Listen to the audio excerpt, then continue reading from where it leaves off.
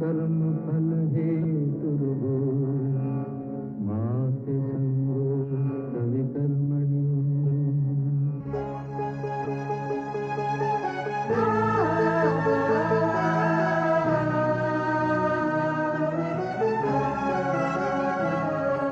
ये औरत है कुदरत का अनमोल तोहफा, ये ममता का सागर मोहब्बत का दरिया है, हर नस्ल हर देश पर कर्ज इसका बनाया गया, त्याग को फर्ज इसका।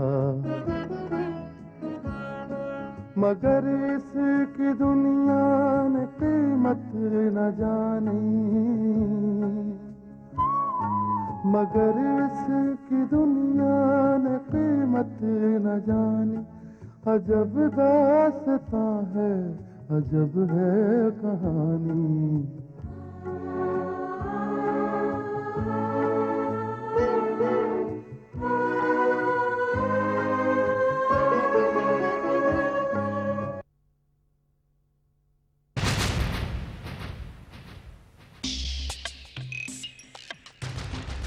योर ऑनर, जैसा कि नम्रता देवी के वकील मेरे दोस्त मिस्टर कोतवाल इनके जमानत के लिए इस अदालत में अर्जी दाखिल की है, मैं अदालत को यह बता दूं कि इससे पहले भी नम्रता देवी एक मुकदमे में जमानत पर रिहा हुई है और अभी उस मुकदमे का फैसला होना बाकी है।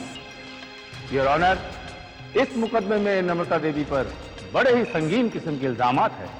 ऑब्जेक्शन योर ऑनर, मेरे फाजिल दोस्त मेरी मुवक्किला श्रीमती नम्रता देवी के बारे में ऐसी बातें करके अदालत को गुमराह करने की कोशिश कर रहे हैं।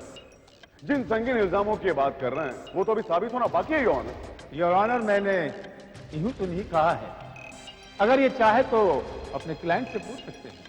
अगर मैंने कोई गलत बात की है तो मैं माफी मांगूंगा।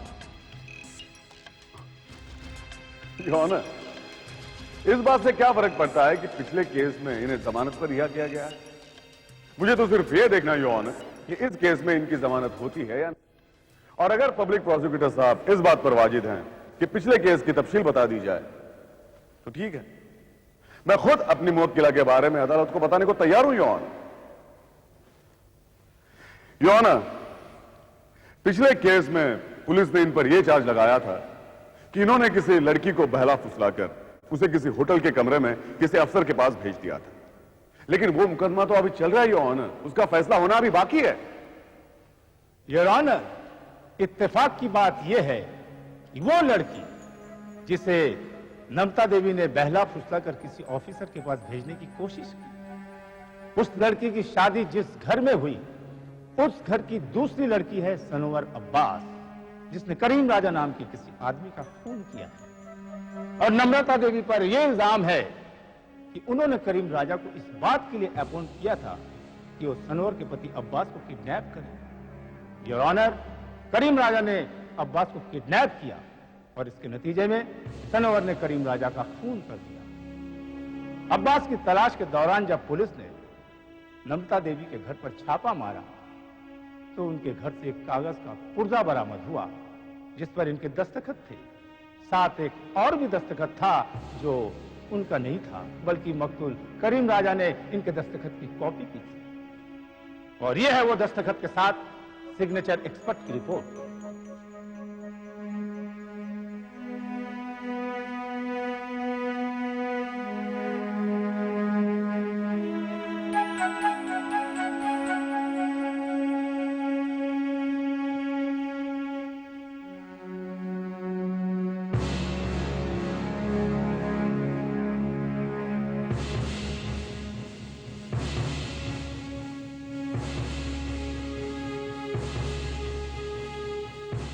योर ऑनर, उसी करीम राजा ने सनवार अब्बास के नाम एक खत लिखा था अब्बास की राइटिंग की नकल करके।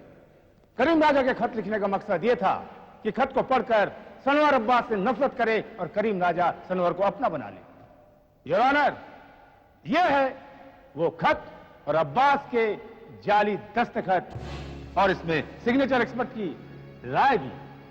योर ऑनर, ये सब कुछ कहने से मेरा मकसद यह है कि सिग्नेचर एक्सपर्ट की राय एक और है। इससे यह साबित होता है कि नमता देवी के दस्तखत करने वाला और सनवर अब्बास के नाम जाली खत लिखने वाला एक ही शख्स है और वो है करीम राजा। और इसमें यह भी साबित कर दिया गया है योर ऑनर कि नमता देवी की साठगांठ करीम राजा से है। लिहाजा अदालत से मेरी दरख्वास्त है कि नमता देवी की जमानत की अर्जी को रद्द कर दिया जाए, इन्हें जमानत पर रिहा ना किया जाए, क्योंकि पुलिस अपनी तहकीकात कर रही है। That's all your honour, that's all.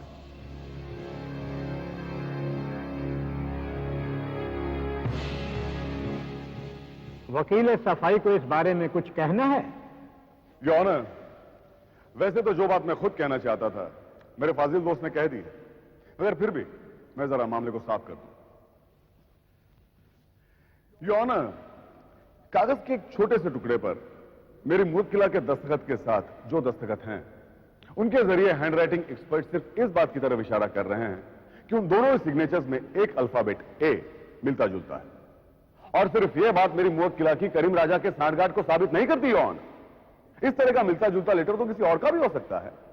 मैं इस बुनियाद पर शहर की एक जानी मानी हस्ती को पुलिस के लॉकअप में रखने का क्या तुक है? कहां का इंसाफ है? योर ऑनर, और इसके अलावा सरकारी वकील साहब ने कोई ऐसा सबूत पेश नहीं किया है जो करीम राजा और नम्रता देवी के रिश्ते को उजागर करता हो। लिहाजा मैं इस एविडेंस को चैलेंज करता हूं योर ऑनर, और मैं अदालत से अपील करता हूं कि पुलिस के बरामद किए हुए कागज के टुकड़े की वजह से मेरी मुवक्किला को जमानत के हक से महरूम न किया जाए। मेरी मुवक्किला नम्रता देवी का इस सिग्नेचर के साथ कोई ताल्लुक नहीं है योर ऑनर, और यह बात मैं मुकदमे के दौरान साबित करके रहूंगा। और मैं यह भी साबित करूंगा योर ऑनर कि मेरी मुवक्किला का करीम राजा के साथ कोई ताल्लुक नहीं है, कोई संबंध नहीं, कोई रिश्ता नहीं है उसका उसके साथ। That's all, Your Honor.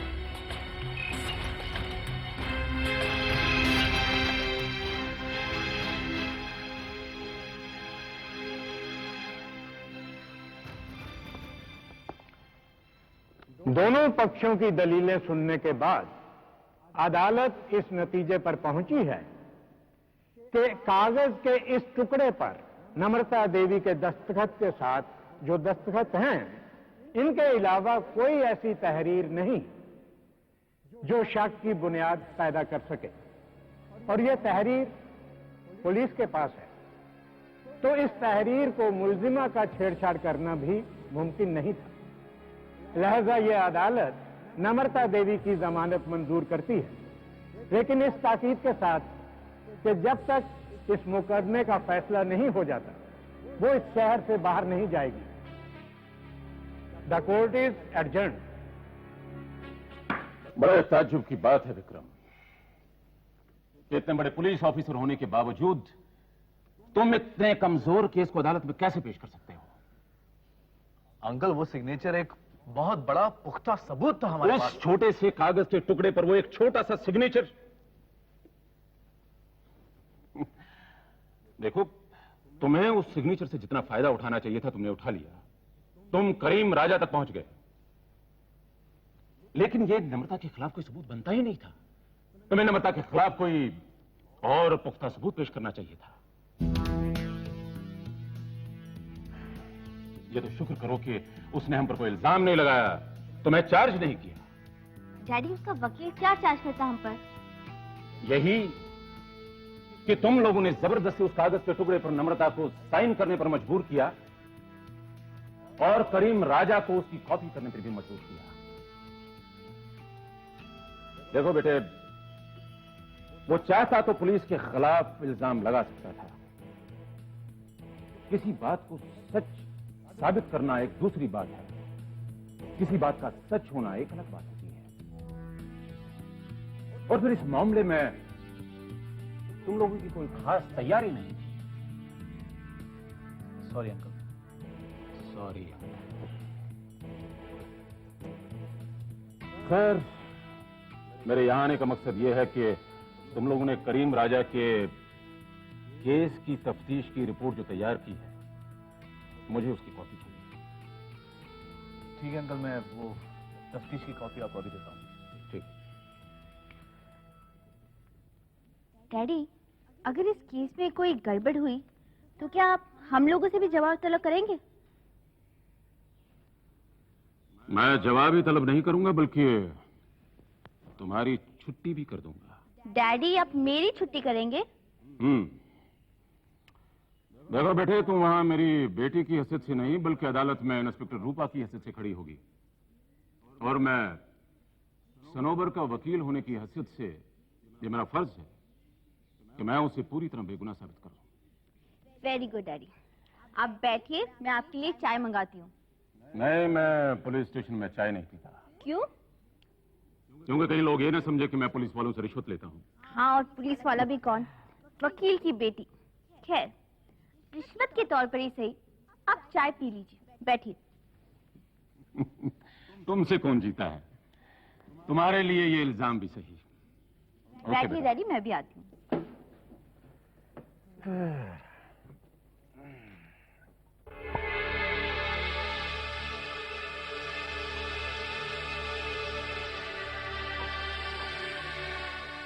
वकील साहब, आपकी जितनी तारीफ की जाए उतनी कम। आपने मुझे बहुत खुश कर दिया। वकील साहब, आपको एक बात बताऊं, क्या है कि हर इंसान की कोई ना कोई कमजोरी तो जरूर होती है। क्यों? तो देखिए, हाँ, ये बात कुछ हद तक सही है कि मैं थोड़ा सख्त आदमी हूं, लेकिन मेरी भी कमजोरी है। कौन है बताया? ये मेरी नम्रता। yes, yes. एक बात बताऊं, जब ये जेल के अंदर थी तो मेरा दिल तो कर रहा था कि वो सलाखें जाके तोड़ के इसे जेल से बाहर निकाल। तो फिर ऐसा क्यों नहीं किया आपने? लो वकील साहब, अगर मैं ऐसा करता ना तो ये जेल के बाहर तो जरूर आती, लेकिन पुलिस वाले जेल के अंदर ही मेरा पुलटू कर देते। भाऊ, मुझे लगता है कि आप नम्रता जी के बारे में कुछ ज्यादा ही जज्बाती हो रहे हैं। हाँ वकील साहब, ये नम्रता ये कैसी है जिसके बारे में मैं वो क्या बताया आपने? जज्बाती। हाँ, जज्बाती हो जाता। खैर छोड़िए, क्या चाहते हैं? देखो भाऊ, आपकी तरफ से मुझे पैसे वैसे का तो कोई प्रॉब्लम नहीं है, मगर क्या? भाऊ, अगर आप बुरा ना माने तो एक दरखास्त है आपसे। हाँ, वो विनंती, रिक्वेस्ट। हाँ, करिए। देखिए भाऊ, आप मुझे फोन पर धमकियां देना छोड़ दीजिए। अरे धमकियां मत, मैं सीधा साधा आदमी हूं।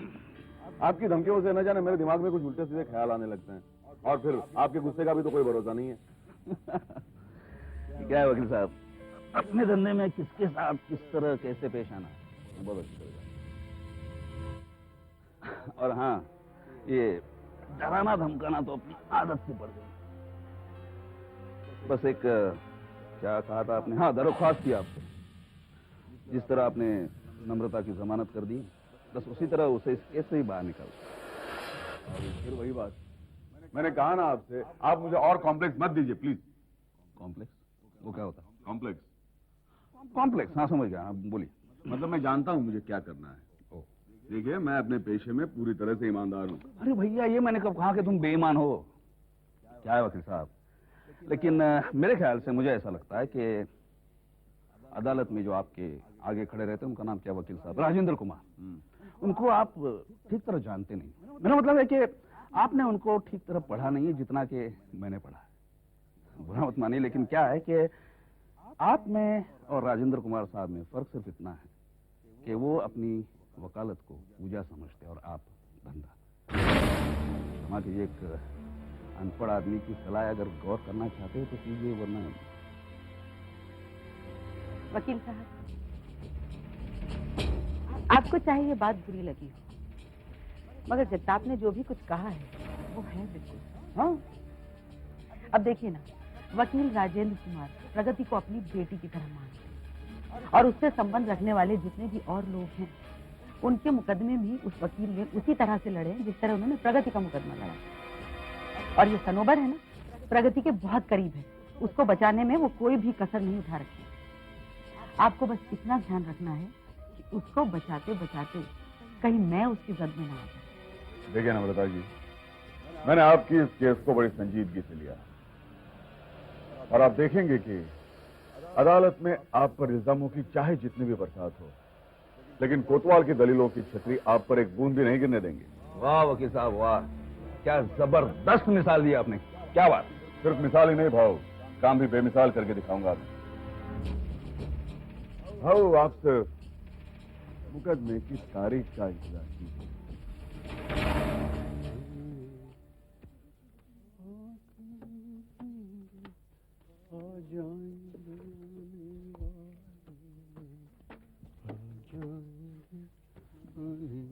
सागर, अरे डॉक्टर साहब, अरे अरे ये क्या भाई? साहब खुशामदीद, वेलकम हो। Oh Sagar, thank you so much. Doctor साहब, जब आप यहाँ नहीं थे, इस कमरे में क्या उदासी का माहौल था। हाँ, उदासी के उस माहौल पे मैंने एक शेर फरमाया। Oh no. अरे डॉक्टर साहब, कम से कम इरशाद तो कहिए। अरे इरशाद, चलो सुनाओ शेर। रखिए, अभी आपको मैं फड़कता हुआ शेर सुनाता हूँ। डॉक्टर साहब, शेर अर्ज किया है। रोज इसी कमरे में एक बार होता था, रोज इसी कमरे में एक बार होता था, गले मिल के खिड़की से दरवाजा रोता था और रो रो के कहता था, जरा सी आहट होती है तो दिल पूछता है कहीं ये वो तो नहीं। ओ सागर, अब मैं वापस आ गया हूँ तो लगता है कि इन दरवाजों, खिड़कियों और इन दीवारों की उदासी का मौसम खत्म हो गया।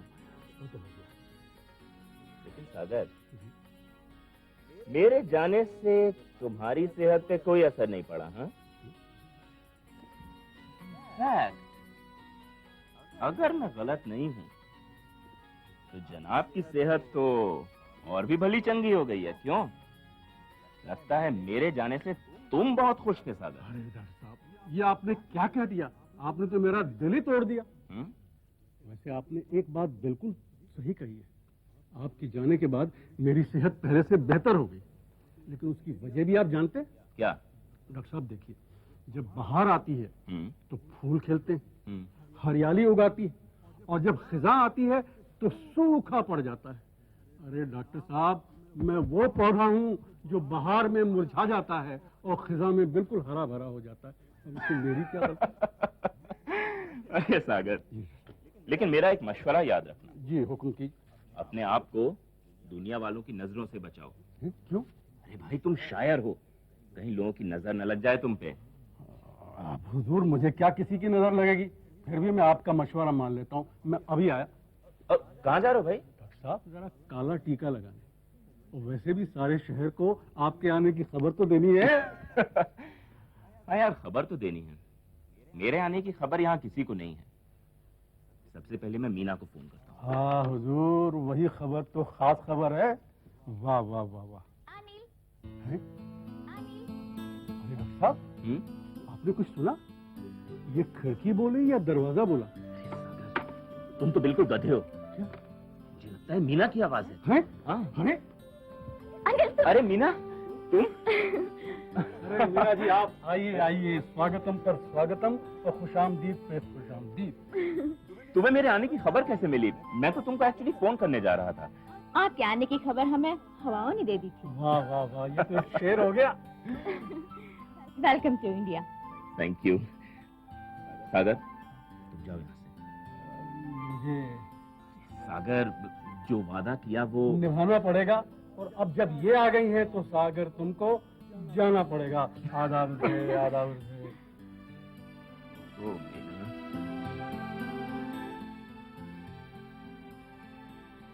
कैसी हो? मैं बिल्कुल ठीक हूँ। तुम्हें कोई शिकायत तो नहीं कि मैंने तुम्हें आने की खबर नहीं दी? जी नहीं, बल्कि मुझे ये सरप्राइज बहुत अच्छी लगी। मीना, मोहब्बत में इन्हीं लम्हों को तो आदमी हमेशा याद रखता है।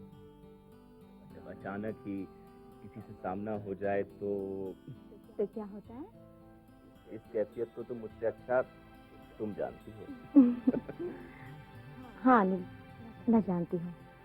हालांकि रोज बातें होती थी फोन पे, मगर फिर भी मैं तुम्हारी सूरत देखने के लिए तरस गई थी। सोचती थी कि कब तुम आओगे, कब मैं तुमसे मिलूंगी? देखो, अब वो वक्त आ गया है। अनिल, मुझे तुमसे बहुत सारी बातें करनी है, बहुत कुछ कहना है, बहुत कुछ सुनना है। एक मिनट।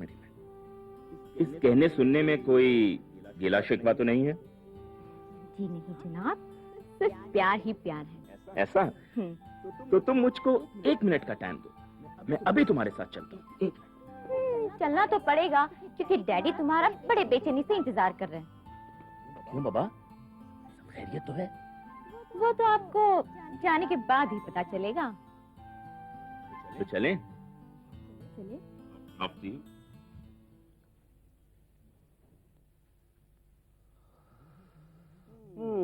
राजेश, मुझे तो लगता है अगर ये कॉस्ट तुम मेंशन करोगे तो अपना टेंडर कभी पास नहीं होगा। लेकिन सर, मैंने मिस्टर वी एन देशमुख से बात की थी, मिस्टर अमन अग्रवाल से भी बात की थी मैंने। उन्होंने कहा कि इस कॉस्टिंग में ज्यादा प्रॉब्लम होनी नहीं चाहिए।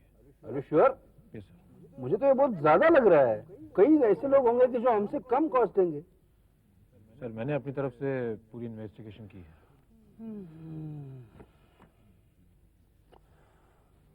राजेश, जैसे मैं परेशान हूँ, क्या तुम भी परेशान हो? परेशान? मगर किस बात से सर? किस बात से? अरे डॉक्टर अनिल के ना आने से।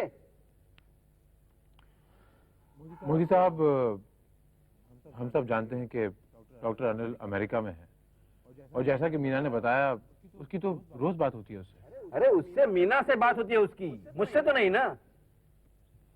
ठीक है सर, मैं मीना से कह दूंगा कि डॉक्टर अनिल का अगली बार जब फोन आएगा तो उससे कह देगी कि वो आपसे भी बात करे। हाँ, जरूर कहना उसे। तब मैं डॉक्टर अनिल के बच्चे को बताऊंगा कि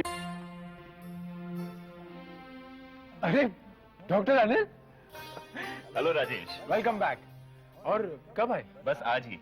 नमस्ते मोदी साहब। अनिल, तुम आदमी हो कि पजामा? मैं कुछ समझा नहीं मोदी साहब। अब भी कह रहे हैं कि ये समझा नहीं? दरअसल मोदी साहब, ये बात मेरी भी समझ में नहीं आई कि आपने अनिल को पजामा क्यों कहा। अरे आदमी को पजामा उस वक्त कहा जाता है जब वो 2 हिस्सों में बंट जाता है। डैडी, ये बात मेरी भी समझ के बाहर है। मैं समझाता हूँ। देखो, पजामा ऊपर तो एक होता है, लेकिन जैसे जैसे नीचे जाता है 2 हिस्सों में बंट जाता है।